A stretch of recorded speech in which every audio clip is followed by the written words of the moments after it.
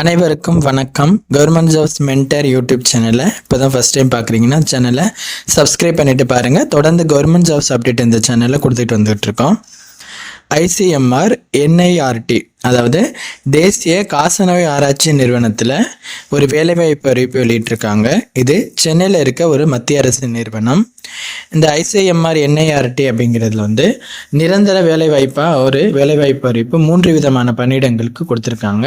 அது என்னென்ன பணிகள் அப்படின்னு பார்த்தீங்கன்னா கிளர்க்கு மற்றும் அசிஸ்டன்ட் இந்த மாதிரியான பதவிகள். அதை பற்றின முழு விபரம் இந்த வீடியோவில் பார்க்கலாம். எப்படி அப்ளை பண்ணுறதுங்கிறன்னு பார்க்கலாம்.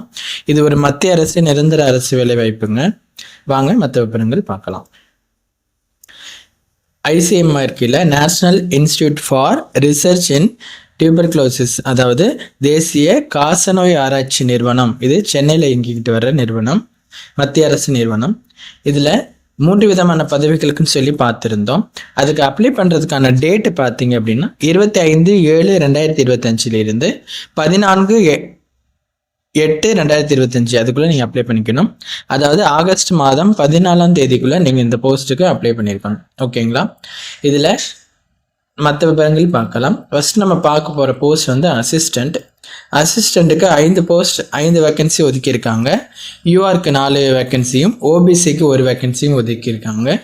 இந்த உதவியாளருக்கான சம்பளம் பார்த்தீங்கன்னா 35,400 1,12,400 வரைக்கும் உங்களுக்கு சம்பளம் கொடுக்குறாங்க. வயது வரம்பு நீங்கள் 30 வயதுக்குள்ளே இருக்கணும் அசிஸ்டன்ட் போஸ்ட்டுக்குன்னு சொல்லியிருக்காங்க.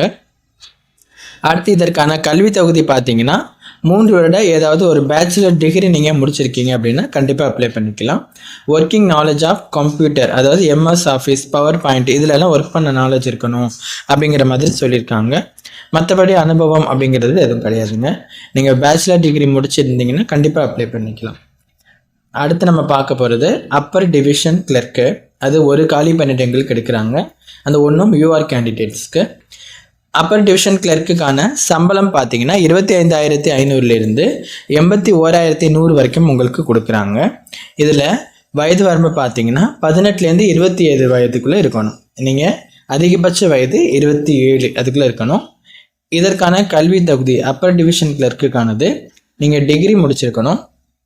அதுக்கப்புறம் டைப்பிங் ஸ்கில் இருக்கணும். அது எப்படின்னா typing speed of 35 words per minute in English அல்லது 30 words per minute in Hindi on computer அப்படிங்கிற மாதிரி சொல்லியிருக்காங்க.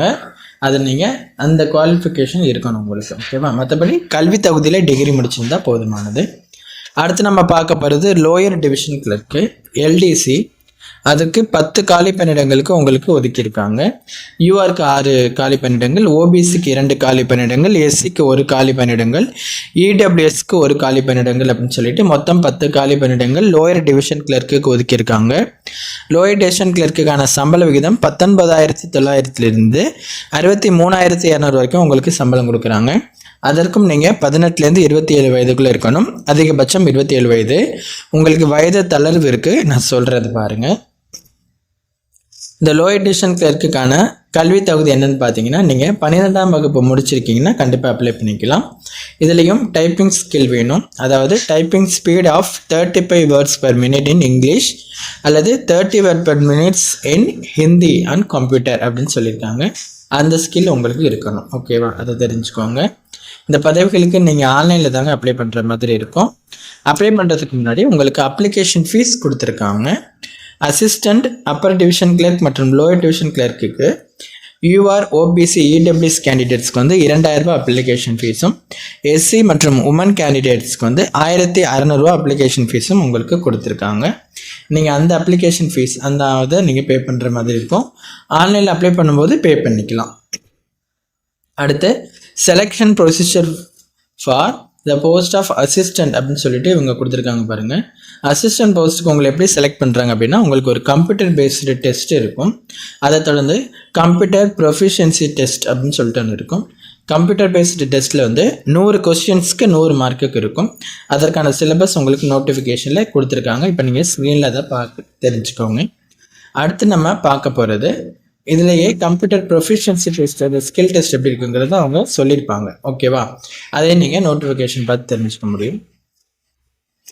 அடுத்து நம்ம selection procedure upper division clerk and lower division clerk பார்க்கலாம். அவங்களுக்கும் உங்களுக்கு என்ன பண்ணுறாங்க அப்படின்னாக்க கம்ப்யூட்டர் பேஸ்டு டெஸ்ட் இருக்குது. அப்புறம் கம்ப்யூட்டர் ஸ்கில் டெஸ்ட்னு உங்களுக்கு இந்த 2 போஸ்ட்டுக்கு இருக்கும்.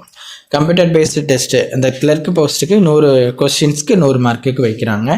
அதற்கான சிலபஸ் இப்போ நீங்கள் ஸ்க்ரீனில் பார்த்துட்ருக்கீங்க. இதை நீங்கள் தெரிஞ்சுக்கோங்க. அடுத்து கம்ப்யூட்டர் ஸ்கில் டெஸ்ட் அப்படின்னு சொல்லிட்டு உங்களுக்கு வைப்பாங்க. அந்த டைப்பிங் டெஸ்ட் மாதிரி அதையும் நீங்கள் கம்ப்ளீட் பண்ணணும். சிலபஸ் நீங்கள் என்ன படிக்கணும் அப்படின்ட்டு அவங்க ப்ரீஃபாக அவங்க கீழே கொடுத்துருக்காங்க. ஓகேங்களா? அசிஸ்டன்ட், அப்பர் டிவிஷன், அப்புறம் லோயர் டிவிஷன் 3க்குமே கொடுத்துருக்காங்க. அதை நீங்கள் பார்த்து தெரிஞ்சுக்கலாம். எக்ஸாம் சென்டர் உங்களுக்கு அவங்க அனௌன்ஸ் பண்ணுவாங்க. ஹால் டிக்கெட்லாம் கொடுப்பாங்க. நீங்கள் ஒரு இந்தியராக இருக்கீங்கன்னா கண்டிப்பாக அப்ளை பண்ணிக்கலாம். பணியிடம் உங்களுக்கு சென்னையில் இருக்கும். இருந்தாலும் தமிழ்நாட்டில் இருக்க எல்லா மாவட்டத்தை சேர்ந்தவங்களும் கண்டிப்பாக அப்ளை பண்ணிக்கலாம். வயது தளர்வு இருக்குங்க. நம்ம முதல்ல பார்த்த வரைக்கும் 18லேருந்து 27 வயதுக்குள்ளே இருக்கணுங்கிற மாதிரி வயது வரம்பு கொடுத்துருந்தாங்க. வயது தளர்வு எஸ்சிக்கு 5 வருடங்களும் ஓபிசிக்கு 3 வருடங்களும் உங்களுக்கு வயது தளர்வு உண்டு. அதை கொடுத்துருக்காங்க.